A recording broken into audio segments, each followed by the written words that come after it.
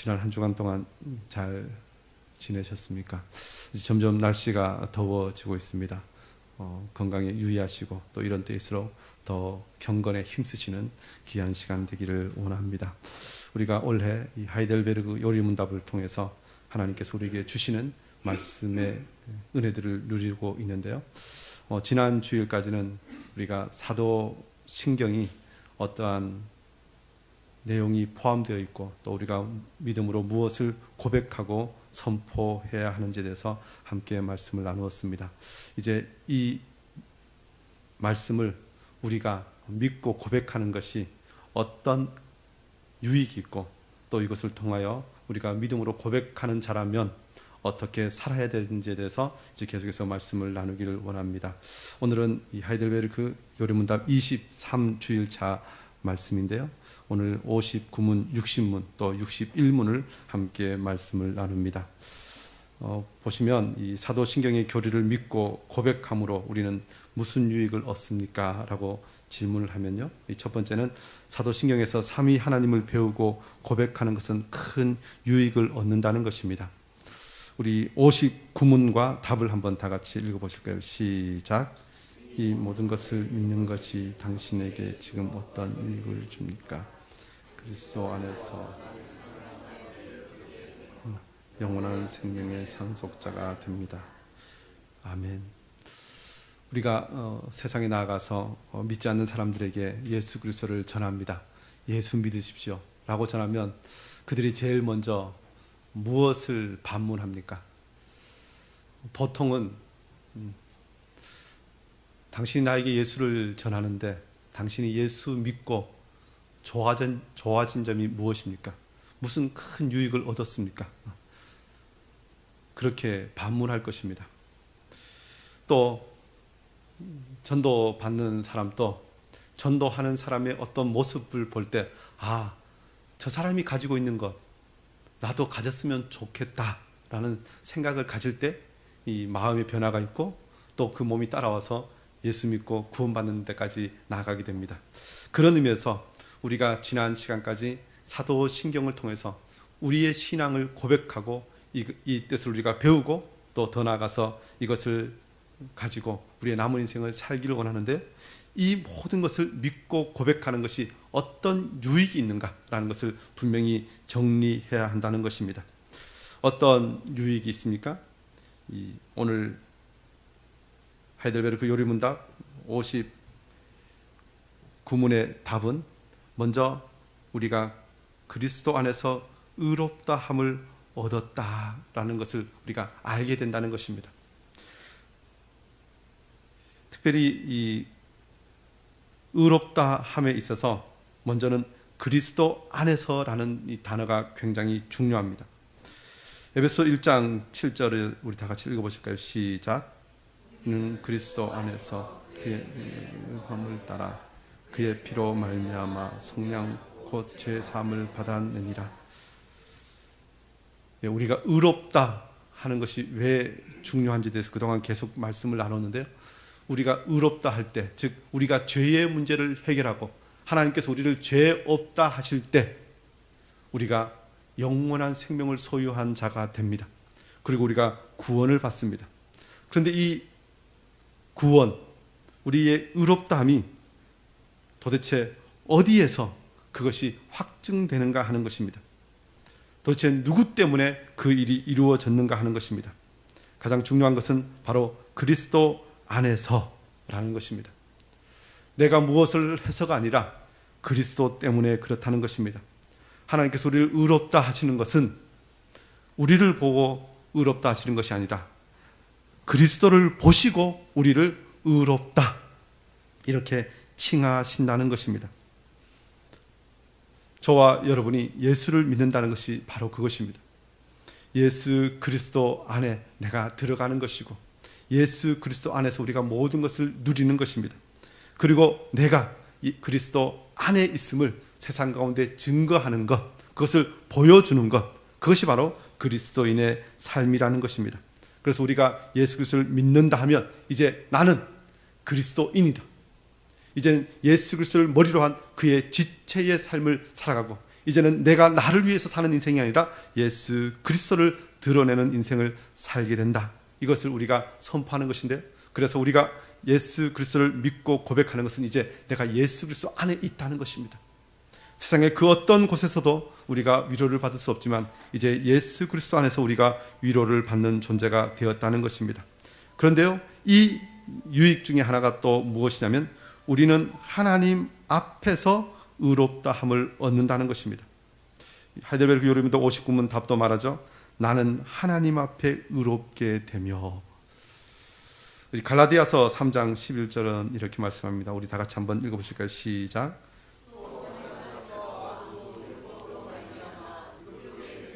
그것이 분명하니.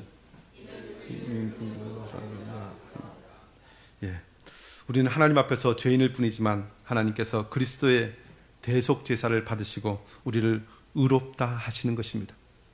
그런데 이 하나님 앞에서라는 단어가 왜 중요하냐면요, 우리가 사실 요즘 이 전도할 때 사람들에게 당신은 죄인입니다, 그래서 죄의 문제를 해결하고 예수 믿어야 합니다 라고 이야기하면 보통 사람들이 뭐라고 반응하죠? 내가 왜 죄인이냐고, 내가 얼마나 착하게 살았는데요. 그래서 사실 세상은 죄의 기준이 다릅니다. 세상은 감옥 가지 않을 정도만 살면 죄 없다 이렇게 할지 모르겠습니다. 그런데 우리는 누구 앞에서 우리의 죄를 비춰보아야 합니까? 하나님 앞에서 비춰보아야 합니다. 그런데 하나님 앞에서 자신을 비춰보면 그 어떤 누구도 나는 죄 없다 할 수 없다는 것입니다. 우리가 이사야 말씀을 보면 이사야가 하나님 보좌 앞에서 무엇을 이야기합니까? 화로다 나여 망하게 되었도다. 하나님 앞에서는 세상의 그 어떤 누구도 죄 없다 할 수 없습니다. 그런데 그런 우리를 하나님께서 죄 없다 하시고 의롭다 말씀하셨다는 것입니다. 이것이 우리에게 의로움의 기준입니다. 세상이 아니라 하나님 앞에서. 그런데 하나님 앞에서는 그 어떤 작은 죄까지도 다 해결됩니다. 세상은 어떤 사람을 붙들어서 처벌할 때 눈에 보이는 것만 해결하고 보이지 않는 것은 그냥 제껴버립니다. 그런데 하나님 앞에서는 그 어떤 죄도 감추어질 수 없는 것과 동일하게 하나님께서는 그 어떤 죄도 남겨두지 않으시고 다 해결하여 주시고 우리가 예수 그리스도 안에서 그 모든 죄의 문제를 해결받고 하나님 앞에서 의롭다 함을 입었다는 것입니다. 이것이 우리가 믿음으로 고백하는 신앙의 내용이라는 것입니다. 하나님 앞에서 우리가 의롭다 함을 받을 수 있는 것은 바로 예수 그리스도께서 우리를 위하여 대신 죽으신 그것인데요, 성경 그것을 무엇이라고 표현합니까? 하나님께서 독생자 예수 그리스도를 우리를 위하여 내어주심으로 우리에게 영원한 생명을 주셨다는 것입니다. 저와 여러분이 사도신경을 고백하면서 우리의 신앙을 선포하는데요, 바로 이것이 하나님 앞에서 내가 의롭다함을 받았다라는 것입니다. 더 나아가서 이 의롭다함을 얻었으므로 어떤 영향이 우리에게 이루어집니까? 바로 의롭다함을 얻었으므로 영원한 생명의 상속자가 되었다는 것입니다. 우리 하이델베르크 요르문답 59문의 답 마지막도 이렇게 말씀합니다. 영원한 생명의 상속자가 됩니다. 그냥 의롭다 하는 것으로 끝났다면 좀 섭섭할 텐데 그 의롭다 하심을 통하여 우리는 그 다음 단계로 나아가는데 바로 영원한 생명의 상속자 하늘나라가 우리에게 주어졌다는 것입니다. 우리 디도서 3장 7절을 한번 읽어보실까요? 시작. 힘입어 의롭다 하심을 얻어 영생의 소망을 따라 상속자가 되게 하려 하심이라. 예. 그의 은혜를 힘입어 의롭다 하심을 얻었습니다. 그 다음은 영생의 소망을 따라 상속자가 되게 하려 하심이라. 상속자가 되었다는 것입니다. 이것 때문에 우리가 의롭다 하는 것이 중요하다는 것입니다. 죄인이 그리스도 안에서 의롭다 함을 받았다는 것은 이제 그리스도와 함께 사귐이 있고 이제는 우리가 하나님의 자녀가 되고 이제는 하나님의 자녀가 되었기 때문에 하나님께서 우리에게 주시기를 원하시는 영원한 생명을 소유한 자가 되었다는 것입니다. 이것을 요한복음 17장 3절은 이렇게 표현합니다. 영생은 곧 유일하신 참 하나님과 그가 보내신 자 예수 그리스도를 아는 것이니이다. 예수 그리스도를 안다는 것, 이제 하나님과 교제하는 자가 되었다는 것, 이제 하나님과 우리 사이에 죄가 가로막지 않고 이제는 하나님과 우리 사이에 그 죄가 사라지고 하나님의 의롭다 하심으로 인하여 우리가 사귐과 교제가 있으면 우리에게 영원한 생명이 주어졌다는 것입니다. 그것 때문에 우리는 이제 천국 백성이 되었음을 선포하고 이제는 그것이 있기 때문에 우리는 큰 유익을 삼고 또 그것 때문에 우리의 남은 인생이 늘 기쁨과 감사와 찬양의 삶을 살게 된다는 것입니다. 더 나아가서 오늘 육신문을 계속 살펴보면요, 우리는 어떻게 하나님 앞에 의롭게 되었습니까? 라고 질문을 하면 오직 예수 그리스도에 대한 참된 믿음으로만 의롭게 되었다는 것입니다. 그 의롭게 된 도구가 무엇이라고 성경 이야기합니까? 믿음으로만이라고 이야기합니다. 우리 육신문 질문과 답을 한번 다 같이 읽어보실까요? 좀 길지만 우리 끝까지 읽겠습니다. 시작. 당신은 어떻게 하나님 앞에서 의롭게 됩니까? 대한 참된 믿음으로만 됩니다. 비록 내가 하나님의 계명을 크게 어겼고 단 하나도 지키지 않았으며 여전히 모든 악을 있다고 나의 양심이 고소하지만 하나님께서는 나의 공로가 전혀 없이 순전히 은혜로 그리스도에 온전히 만족해 하심과 의로움과 거룩함을 선물로 주십니다. 하나님께서는 마치 나에게 죄가 없고 또한 내가 죄를 짓지 않은 것처럼 실로 그리스도께서 나를 위해 이루신 모든 순종을 내가 직접 이룬 것처럼 여겨 주십니다. 오직 믿는 마음으로만 나의 이 선물을 받습니다. 아멘. 어떻게 하나님 앞에서 의롭다 함을 받는다고 이야기합니까? 오직 예수 그리스도에 대한 참된 믿음으로만 된다고 이야기합니다. 사실 뒷부분부터 계속해서 믿음에 대해서 우리가 이야기하게 될 텐데요, 믿음 또 헛된 믿음이 있고 참된 믿음, 구원과 생명에 이르는 믿음이 있습니다. 우리가 진정으로 의롭게 되기 위해서는 참된 믿음이 필요하다는 것입니다. 그런데 이 참된 믿음을 확인하기 위해서는 과정이 있는데요, 이 육신문의 답은 이 과정을 세 단계로 우리에게 가르쳐 줍니다. 먼저는 나의 양심은 여전히 나에게 죄악과 죄성이 있음을 인정하게 한다는 것입니다. 우리가 믿음이 있고 우리에게 영원한 생명이 주어졌음을 우리가 고백하고 선포하지만 끊임없이 나의 양심은 넌 아직도 죄인이라고, 넌 아직도 죄를 짓고 있다고 사실 그렇게 계속해서 고발한다는 것입니다. 사실 이것이 우리의 실상입니다. 이것을 로마서 7장 23절은 이렇게 말씀하죠. 우리 다 같이 한번 읽어보실까요? 시작. 내 지체 속에 한 다른 법이 내 마음의 법과 싸워 내 지체 속에 있는 죄의 법으로 나를 사로잡는 것을 보는도다. 그야말로 천하의 사도 바울이 로마 교회에 편지를 쓰면서 나도 여전히 내 마음의 법과 한 다른 법이 싸운다고 이야기합니다. 우리가 이 땅에 발을 딛고 사는 한, 우리가 영원한 천국에 이르기 전에는 끊임없이 죄와 싸우는 존재입니다. 그래서 천국 가서 제일 그야말로 처음으로 기뻐해야 될 내용 중에 하나가 무엇이냐면 이제 더 이상 죄가 나를 괴롭히지 않는 상태가 되는 것입니다. 죄가 나를 침범하지도 못하고 죄가 나를 그야말로 덮지도 못하는 그런 상태, 그것으로 인해 고민하고 몸부림치지 않아도 되는 바로 그 상태가 천국에 있는 영화의 상태입니다. 그런데 이 땅에서 우리가 성화의 상태, 점점 거룩하여지는 그 상태에서는 여전히 죄와 싸워야 합니다. 때로는 넘어질 수도 있습니다. 때로는 절망할 수도 있고, 그래서 우리의 신앙 단계에서 영적 침체를 아주 심각하게 겪을 때도 있습니다. 탕자와 같이 먼 나라에서 그야말로 방황할 때도 있다는 것이 사실입니다. 그런데 그 자리에서 우리가 그냥 머물러 있기만 하는 것이 아니라 다시 한번 우리가 이 땅에서 무엇을 해야 될 것인지에 대해서 말씀을 통해서 길을 발견하고 우리의 걸음을 걸어야 한다는 것입니다. 이 하이델베르크 요리문답 60문의 답은요, 이것을 아주 명확하게 이 세 부분으로 나누어서 우리의 양심이 고소하는 것을 정리합니다.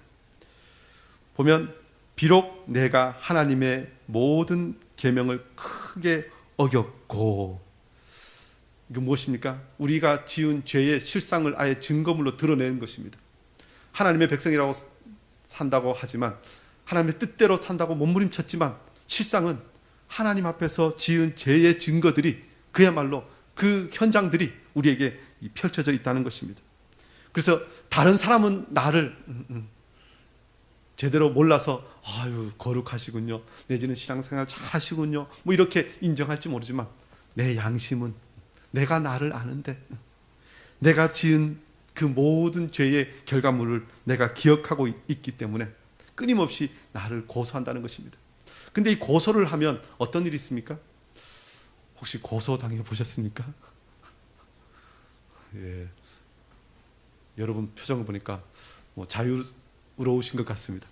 그런데 고소를 당한 사람들의 말은요, 그렇게 고소를 당하면 밤잠을 잘 수도 없고 기분도 나쁘고 계속 그것 때문에 너무 힘들다는 것입니다. 사실 우리가 죄의 문제를 해결했다고 하는데요, 우리의 양심이 끊임없이 나를 고소하면 그런 상태입니다. 하나님께서 우리에게 기쁨과 감사와 은혜를 주시길 원하시는데, 사실 고소한 것 때문에 내가 끊임없이 죄를 기억하면 기쁨을 잃어버립니다. 그런데 사실 그것이 우리에게 증거물로 있기 때문에 우리는 하나님의 계명을 크게 어겼고 나의 삶은 죄밖에 없다고 그야말로 자백할 수밖에 없는 그런 처지라는 것입니다. 특별히 그것이 세상의 기준이 아니라 하나님의 기준이라면, 성경의 기준이라면 더합니다. 이 고소한 내용에 대해서 두 번째 이렇게 이야기하죠. 단 하나도 지키지 않았으며. 좀 지킨 것 같은데 오늘 고백은 단 하나도 지키지 않았다는 것입니다. 왜 이 말씀을 썼을까요? 사실 우리가 하나님을 사랑하고 이웃을 사랑하는 것, 이것이 하나님의 말씀, 계명의 정리입니다. 그래서 성경의 다른 말씀 보면요, 우리가 그 말씀을 다 지켜도 그 하나를 지키지 않으면 모든 것을 지키지 않은 것과 같다, 이렇게 말씀합니다. 그러니까 우리가 하나님 앞에 성령에 충만하여서 정말 죄가 조금도 우리를 침범하지 못하는 상태가 되지 않는 이상은 사실 우리는 끊임없이 죄와 먹고 마시면서 실패하게 되어 있고, 우리의 양심은 하나님의 말씀을 단 하나도 지키지 않았다고 고백할 수밖에 없다는 것입니다. 특별히 우리가 하나님을 사랑하고 이웃을 사랑하라고 그러는데, 사실 누군가를 사랑한다고 할 때도, 누군가를 사랑할 때도 정말 완전하게 사랑하였는가라고 보면 사실 완전하게 완벽하게 사랑했다고 말할 수 없는 것이 사실입니다.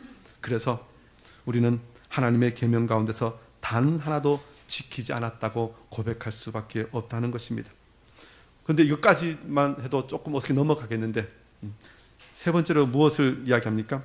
여전히 모든 악으로 향하는 성향이 있다고 나의 양심이 고소하지만, 그렇습니다. 나의 죄성입니다. 내가 하나님을 사랑하는 마음이 더 크고 죄를 미워하는 마음이 점점 작아지고 없으면 좋겠는데, 이 땅을 사는 한 끊임없이 나의 죄성은 세상을 주목하고 세상을 향해 나아갑니다. 없어졌다고 생각했는데 어딘가 불쑥 나타납니다. 어떤 사람이 그럽니다. 입맛 없어, 나는 아무것도 먹기 싫어. 그런데 갑자기 누가 엄청나게 맛있는 걸 앞에 놓으면 하고 그냥 먹습니다. 없어졌던 식욕이 그냥 생깁니다. 나는 물질에 대한 욕심이 없어. 그런데 누군가 친구가 엄청나게 좋은 집에 살고 좋은 물건을 가지고 있는 거 보면 나도 없어진 것 같은 데 하나 생겨요. 사실 우리의 죄성이 그럽니다. 우리가 죄로부터 완전히 자유하였다고 말할 수 없는 것은, 이 땅에 살고 있는 한 끊임없이 우리의 죄성은 그야만 죽은 것 같은데 다시 살아서 우리를 공격하기 때문에 그렇습니다. 그래서 어떤 이단들은 이야기합니다. 예수 믿으면 죄로부터 완전히 자유해야 하는데 당신이 아직도 죄로부터 완전히 자유하지 않은 것 보니까 제대로 예수를 믿지 않은 것 같다고, 당신이 믿는 예수는 잘못된 것 같으니까 우리에게 오라고, 그렇게 사람을 유혹합니다. 아닙니다. 이 땅에 살고 있는 한 우리의 양심은 끊임없이 우리가 죄 가운데 있고, 우리의 죄성 때문에 우리는 공격받는다고, 그리고 내 속에 그것이 있다고, 내 마음에 다른 법이 나를 끊임없이 싸우게 한다고 고백하고 고소한다는 것입니다. 저와 여러분이 이것을 인정해야 합니다. 그래서 요한일서 1장 8절에 이렇게 말씀합니다. 만일 우리가 죄 없다고 말하면 스스로 속이고 또 진리가 우리 속에 있지 아니할 것이요. 나는 죄 없어 라고 말할 수 있는 인생은 없다는 것입니다. 우리가 죄 때문에 죽을 인생이기 때문에 예수 그리스도께서 오셨다는 것입니다. 심지어 베드로 후서 2장 2절은 이렇게 말씀합니다. 참된 속담에 이르기를 개가 그 토하였던 것에 돌아가고 돼지가 씻었다가 더러운 구덩이에 도로 누웠다 하는 말이 그들에게 응하였도다. 우리 이 땅에 살면서 그야말로 개가 그 토하였던 것을 다시 먹는 것처럼 돼지가 씻었다가도 더러운 구덩이에 다시 뒹구는 것과 같은 그런 상황에 처할 때가 있다는 것입니다.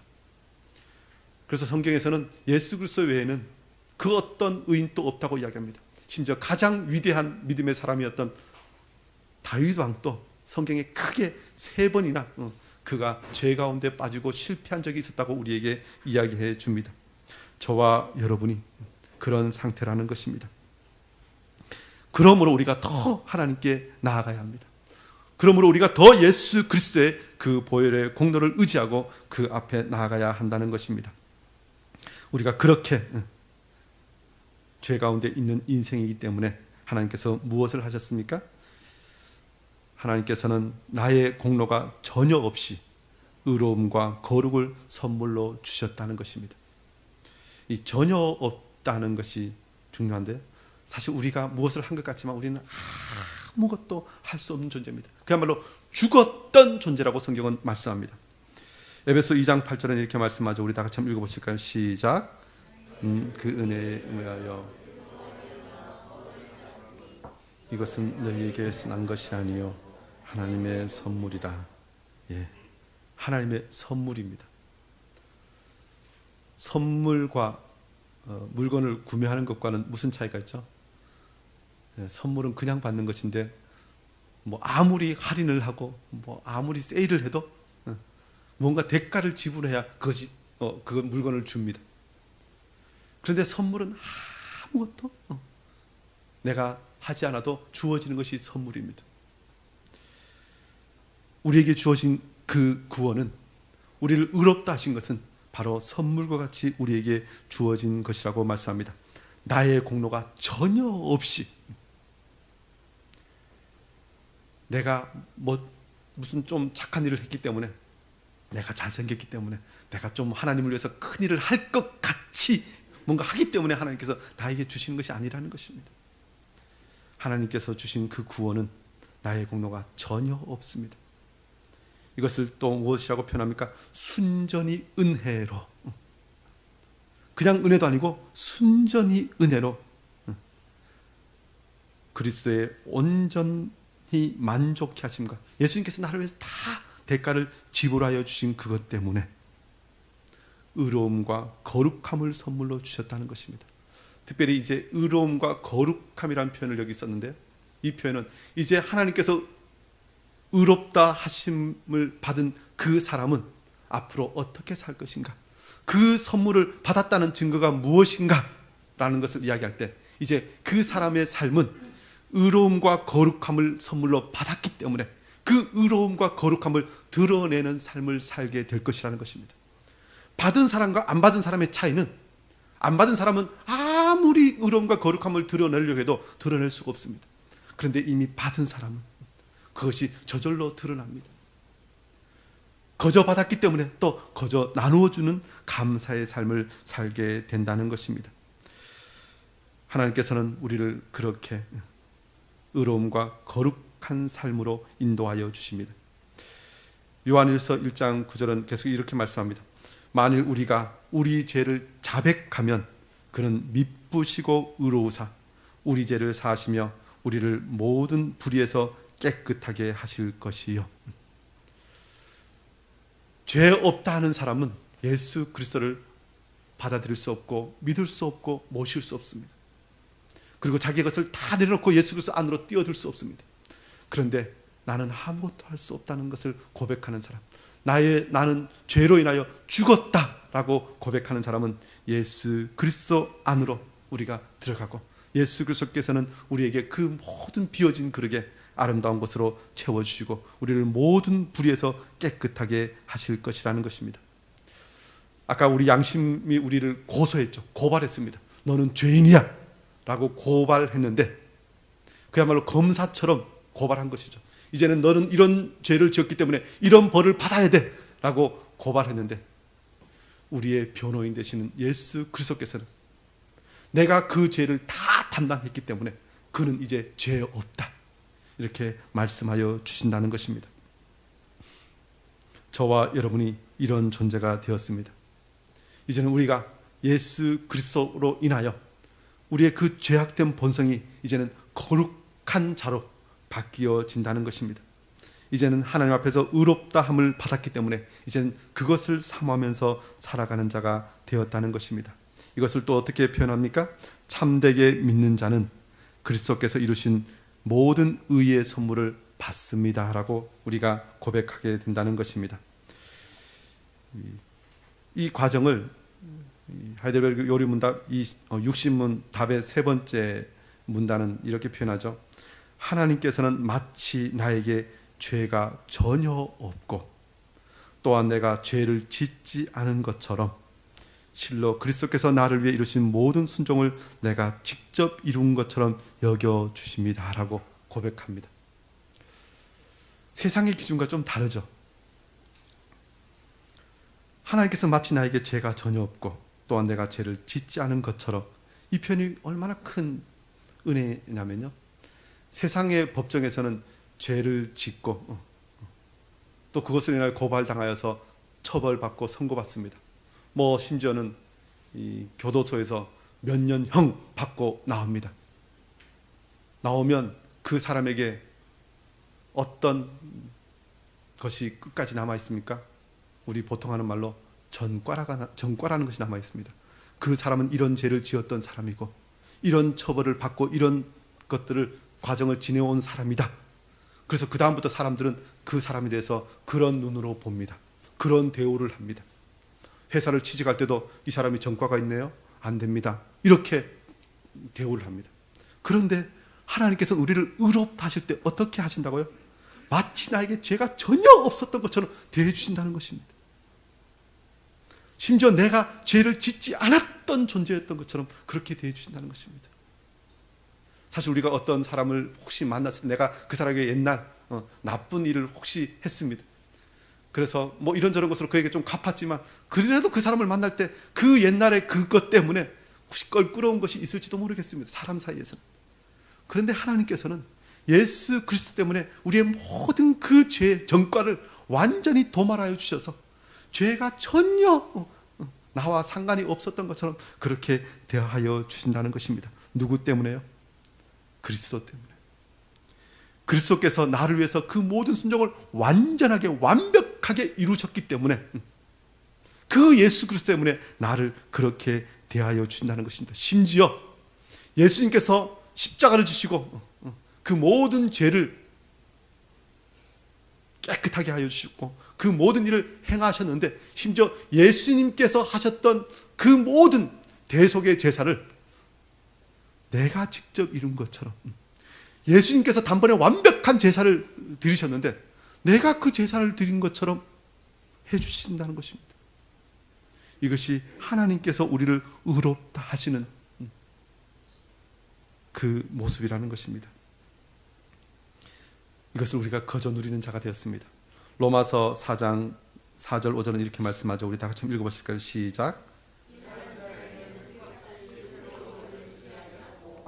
보수로 여겨지지 아니하여 이를 아니할지라도 경건하지 아니한 자를 의롭다 하시는 이를 믿는 자에게는 그의 믿음을 의로 여기시나니.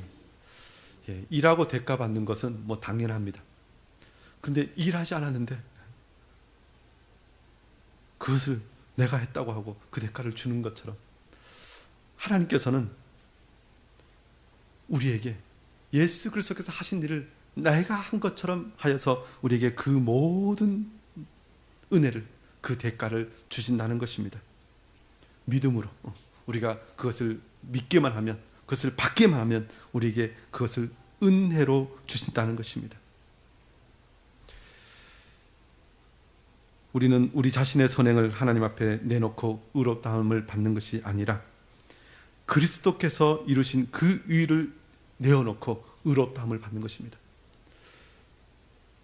마지막 하나님의 심판대 앞에서 내가 주님을 위해서 한 것이 없다라고 이야기할 때 주님이 뭐라고 말씀하십니까? 너가 지극히 작은 소자에게 한 것이 곧 내게 한 것이다, 이렇게 말씀하십니다. 또 반대로는요, 내가 언제 주님을 위해서 내가 안 한 것이 무엇입니까? 라고 이야기하는 자들 향해서 주님이 뭐라고 말씀하십니까? 너는 내가 갇혔을 때 돌아보지 아니하였고 내가 목마를 때 주지 아니하였느니라, 이렇게 말씀하시면서 주님께서 이 재판정에서 판정하십니다.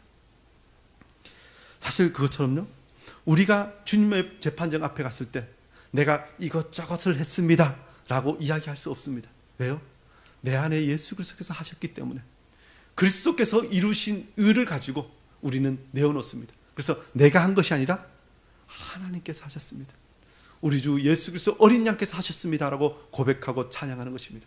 그래서 요한계시록 보면 24장로들이 이 보좌 앞에서 무엇을 하냐면요, 자기에게 주어진 면류관을 벗어서 보좌 앞에 던집니다. 하나님께서 선물로 면류관을 주셨는데 그것을 다 드려서 내 것이 아니라 주님의 것입니다. 우리가 이 땅에서도 사실 그런 찬양을 부르기 위해서는, 그렇게 고백하기 위해서는 이 땅에서도 그렇게 살아가야 합니다. 내가 한 것이 아니라 주님께서 하셨다고. 그래서 내 삶의 주인이 내가 아니라 오직 예수 그리스도, 우리의 구원자이신 우리 주님이 되셔야 한다는 것입니다. 그런데 이제 더 나아가서 이 모든 것을 우리가 믿음으로 받는다고 하였는데요, 그러면 믿음이 무엇인가에 대해서 다시 한번 정의합니다. 우리 61문은 다시 한번 당신은 왜 오직 믿음으로만 의롭게 된다고 합니까? 라고 질문하면서 믿음을 다시 한번 생각하게 합니다. 오직 믿음은 모든 구원의 근거가 그리스도에게만 있다는 뜻이라는 것입니다. 우리 61문 질문과 답을 다 같이 한번 읽어보실까요? 시작.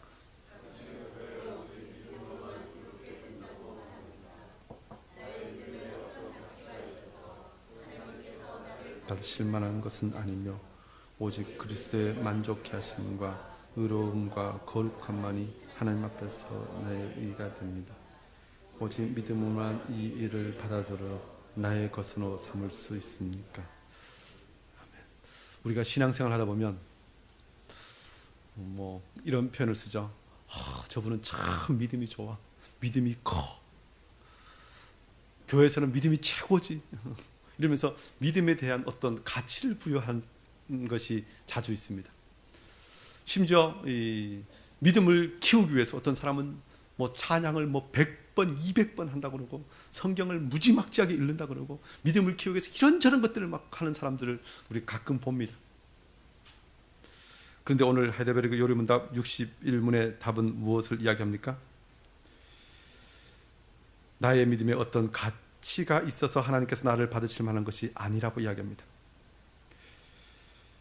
나의 믿음의 행위는 나의 구원의 근거가 될 수 없다는 것입니다. 사실 믿음의 가치를 예수 그리스도께 이루신 그 사역, 그 일에 견주어 보면 아예 무게가 없다는 것입니다. 에베소 2장 8절은 다시 이렇게 말씀하죠. 우리 다 같이 읽어보실까요? 시작. 에베소 2장 8절입니다. 시작. 너희는 그 은혜에 의하여 믿음으로 말미암는 것은 은혜의 선물이라. 믿음으로 말미암아라는 단어, 어떤 대가가 있는 것 같고 가치가 있는 것처럼 여겨지지만 마지막에는 무엇을 이야기합니까? 그것도 하나님의 선물이라는 것입니다. 어떤 사람 믿음이 참 좋은 것 같고 그 믿음으로 큰 일을 행한 것 같지만 그 믿음조차도 누가 주셨다고 이야기합니까? 하나님이 주셨다는 것입니다. 그래서 내가 자랑할 것이 없습니다. 난 믿음이 좋아서 이런 일을 했고 너는 믿음이 없어서 그것밖에 못했다고 이야기할 수 없다는 것입니다. 믿음조차도 하나님께서 주셨고 우리는 예수 그리스도의 공로 없이는 그 어떤 의로운 일도 우리의 것이 될 수 없다는 것입니다. 저와 여러분 이것을 분명히 기억해야 됩니다. 우리는 믿음을 어느 순간 구원을 받는데 큰 영향력을 끼치는 것으로 이야기하면 그것으로 사람을 판단할 때가 있습니다. 물론 믿음은 구원에 이르는 큰 도구입니다. 그러나 그것이 예수 그리스도께서 우리를 위하여 행하신 그 대속 사역과 그 의롭게 하심을 따라서 행하신 그 모든 일과 견줘보면 가치를 이야기할 수 없는 것이라는 것입니다. 그래서 나의 구원의 유일한 근거는 내 믿음이 아니고 그리스도라는 것입니다. 우리 한번 이 갈라디아서 2장 16절 한번 다 같이 읽어보실까요? 시작.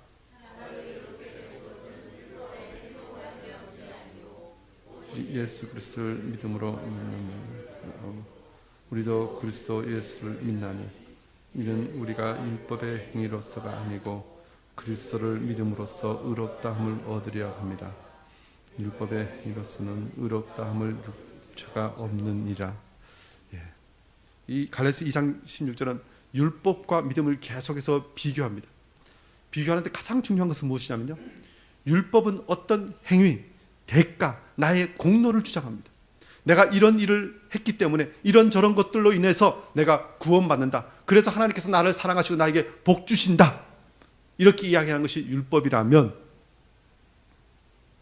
우리가 믿음이라고 이야기하는 것은 내가 행한 것은 아무것도 없다라는 것을 강조하기 위해서, 내가 하는 것은 그저 내가 받은 구원은 하나님의 은혜라는 것을 강조하기 위해서 우리가 믿음이란 단어를 쓴다는 것입니다. 우리 자신의 행위나 공로로 말미암아 의롭다 함을 받는 것이 아니라는 것입니다. 심지어 믿음을 하나의 덕이나 혹은 행위로 본다면 믿음 그 자체도 배제시켜야 합니다. 그래서 믿음에 참된 믿음이 있고 헛된 믿음이 있습니다. 헛된 믿음은 이 믿음을 어떤 행동이나 어떤 가치 있는 것으로 가지고 그것을 구원을 얻는 도구로 만약 여긴다면 그것은 우리가 버려야 합니다. 참된 믿음은 오직 하나님의 은혜로, 하나님께서 나에게 주시는 그 선물로 구원에 이르게 된다라는 것을 고백하는 믿음, 그것이 참된 믿음이고 그것이 하나님께서 우리에게 주시기를 원하시는 참된 선물이라는 것입니다. 그래서 믿음은 그리스도의 의를 깨닫고 그것을 받아들이는 것, 혹은 그것을 깨닫는 것 그 이상으로 나아가서는 안 된다는 것입니다. 그래서 믿음을 다시 한번 정리하면요, 믿음은 구원의 근거가 아니라 그리스도의 의를 받아들이는 방법이라는 것입니다. 이 수단이죠, 수단. 그래서 우리가 최종적인 어떤 목적과 이 방법을 우리가 혼동하면 안 됩니다. 하이델베르그 요리문답 61문 마지막 답은 이렇게 정리합니다. 오직 믿음으로만 이 의를 받아들여 나의 것으로 삼을 수 있습니다. 그렇다고 믿음은 아무것도 아니네 라고 이야기하면 안 됩니다. 믿음은 우리가 예수 그리스도께 나아가는 유일한 통로입니다. 방법입니다. 그렇지만 이것조차도 예수 그리스도의 그 공로와 예수 그리스도의 그 사랑보다 더 앞세우면 안 된다는 것입니다. 로마서 10장 9절 10절은 이렇게 말씀하죠. 우리 다 같이 한번 읽어보실까요? 시작. 내가 만일 내 입으로 예수를 주로 시인하며 또 주께서 그를 죽은 자 가운데서 살리신 것을 내 마음에 믿으면 구원을 받으리라. 사람이 마음으로 믿어 의에 이르고 입으로 시인하여 구원에 이르느니라. 아멘. 그러면 믿음에 대해서 다시 한번 정리해야 됩니다. 예수 그리스도께서 우리를 위하여 그 모든 대속 제사를 온전히 이루시고 우리의 죄값을 대신 다 치르시고 우리를 의롭다 하셨습니다. 이것을 우리의 것으로 받아들이기 위해서는 우리가 믿음으로 나아가야 하는데요, 이 믿음은 그런 의미에서 수단이라고 말씀드렸습니다. 방법이라고 말씀드렸습니다. 그런데 이 방법은 하나님께서 우리에게 주신 어떤 분에서는 또 유일한 도구입니다. 그런데 이 믿음이 있음을 우리가 어떻게 알 수 있느냐? 로마서 10장 10절은 이렇게 말씀하죠. 사람이 마음으로 믿어 의에 이르고 입으로 시인하여 구원에 이르느니라. 입으로 시인할 때 하나님께서 저 사람이 믿음이 있구나라는 것을 어떤 분에선 인정하여 주신다는 것입니다. 표면적으로는 하나님이 그 사람 마음을 모르시겠습니까? 그런데 하나님께서 우리의 입술의 고백을 받으시겠다는 것입니다. 사실 이거 입술의 고백은 단순히 고백의 차원을 뛰어넘어서 하나님께 드리는 찬양입니다. 이 입술의 고백이 왜 중요하냐면요, 우리가 사도신경을 신앙으로 고백하잖아요. 이거 연결됩니다. 내가 이 하나님을 믿습니다. 하나님께서 나에게 주신 이 모든 구원의 은혜를 내가 전적으로 제 가운데 있지만, 나는 받을 자격 없지만 나에게 이 구원을 선물로 주셨습니다. 고백하는 것. 그것이 우리가 하나님 백성됨의 모습이라는 것입니다. 이것은요, 더 나아가서 우리가 이렇게 고백할 때 세상이 저 사람은 하나님의 백성이구나 라는 것을 알게 된다는 것입니다. 그래서 우리가 입술로 하나님께서 나에게 이루신 구원을 고백하는 것, 사도신경으로 나의 신앙을 고백하는 것은 두 가지 큰 의미가 있습니다. 먼저 하나님께서 우리를 창조하신 목적이죠. 나의 입술을 통하여 하나님의 그 모든 이루신 일을 찬양받는 것입니다. 예배 받으시는 것입니다. 그리고 더 나아가서는 우리에게 주신 최종적인 또 명령이 무엇입니까? 세상을 향하여 복음을 증거하는 것입니다. 우리가 입술을 열어서 세상을 향하여 나의 믿음이 이것이라고 선포하는 것, 고백하는 것을 통하여 우리가 복음을 증거할 때 우리에게 이 땅에서 주신 그 모든 사명을 온전히 감당하는 자가 된다는 것입니다. 이 모든 것도 나에게 주신 은혜요, 나에게 주신 선물로 인하여 가능하다는 것입니다. 로마서 3장 24절은 이렇게 말씀하죠. 그리스도 예수 안에 있는 속량으로 말미암아 하나님의 은혜로 값없이 의롭다 하심을 얻은 자 되었느니라. 우리가 끊임없이 기억할 것은 값없이 의롭다 하심을 얻은 자 되었다는 것입니다. 저와 여러분이 의롭다 하심을 얻은 자 되었습니다. 의롭다 하심을 얻은 자 되었기 때문에 이제는 그 의로운 자처럼 살아가야 합니다. 그리고 의롭게 되었기 때문에 우리에게 영원한 생명이 우리에게 상속되어 있음을 기억하면서 그 상속자의 합당한 삶을 살아가는 저와 여러분 되기를 원합니다. 이것을 우리가 믿고 고백하는 것, 그것이 그리스도인입니다. 그리고 마지막 하나 말씀드리면, 믿음으로라는 이 단어는, 믿음이란 단어는 어떤 분에서 우리에게 그 믿음이 크다라는 것을 강조하기보다는 그것이 은혜로 값없이 주어진 것임을, 우리의 공로는 아무것도 없음을 강조하는 단어임을 다시 한번 기억하는 저와 여러분 되기를 원합니다. 그리고 오직 이 믿음으로 영원한 천국에 이르는 저와 여러분 되시고 온전히 하나님께 영광 돌리는 복된 인생 되시기를 주 이름으로 축원합니다. 기도하겠습니다.